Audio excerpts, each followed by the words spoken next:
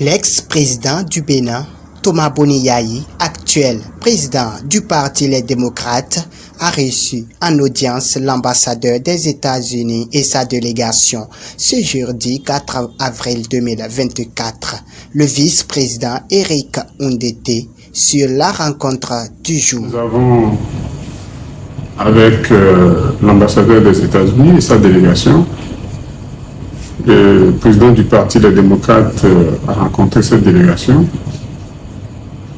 entouré bien évidemment de ses camarades, collaborateurs.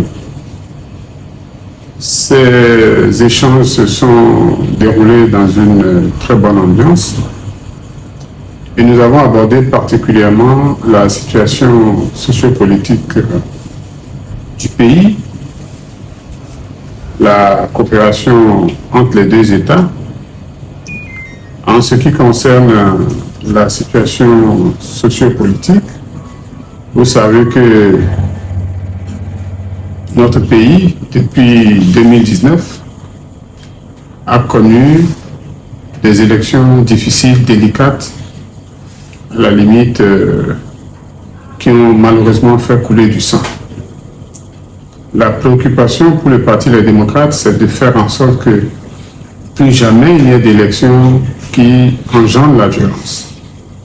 C'est pour ça que, visitant les élections de 2019, 2020, 2021, nous avons constaté que certaines dispositions légales prises par le régime de la rupture, ayant pour objectif l'exclusion, ont engendré la réaction au niveau de certaines populations et ont fait que ces élections, plutôt que d'être comme à l'accoutumée des élections festives, ont été des élections qui ont généré parfois de la violence, des élections qui ont généré un parlement monocolore, des élections qui ont généré l'exclusion d'une grande partie des Béninois qui souhaitent faire leur choix. Nous ne souhaitons plus cela.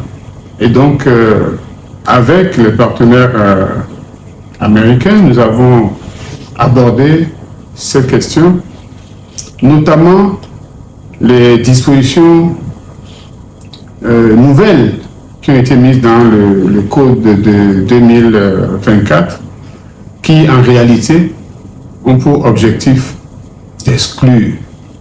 Ça n'a pas deux noms. L'objectif de ce code-là, c'est l'exclusion. L'objectif de ce code, c'est d'embrouiller le pays. Et nous avons visité avec nos partenaires ces questions. Nous avons dit la préoccupation du Parti Les Démocrates de faire en sorte que le temps que nous avons encore entre maintenant et ces élections-là nous permette de faire entendre raison au gouvernement et à la majorité et de les amener à revisiter le code électoral. Les dispositions liées au parrainage, les dispositions liées à l'éligibilité au niveau des élections législatives et des élections communales. Toutes ces dispositions qui donnent le sentiment de privilégier le Parti Les Démocrates par rapport aux autres partis ne sont pas des dispositions qui favorisent l'inclusion. À supposer que les démocrates étaient bien logés, notre rôle n'est pas d'être égocentrique. Notre rôle, c'est de faire en sorte que le pays soit un pays où chaque citoyen qui veut s'organiser à travers un parti politique, chaque citoyen qui veut faire un choix au niveau électoral ait la liberté de son choix. Nous avons fait l'option multipartisme intégral, c'est ça que indique notre Constitution. Nous ne sommes pas ici en tant que démocrates pour promouvoir exclusivement les démocrates.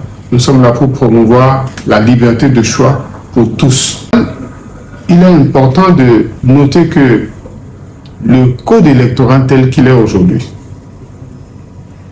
est inopérant, il est difficile d'application parce qu'il est chrysogène.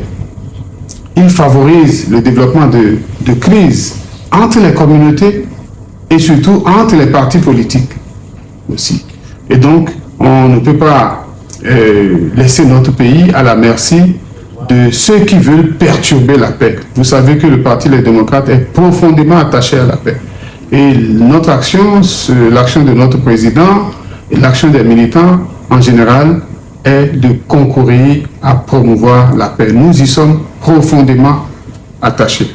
Nous avons aussi abordé des questions liées à la coopération, notamment l'AGOA, notamment la question sécuritaire, avec les partenaires américains.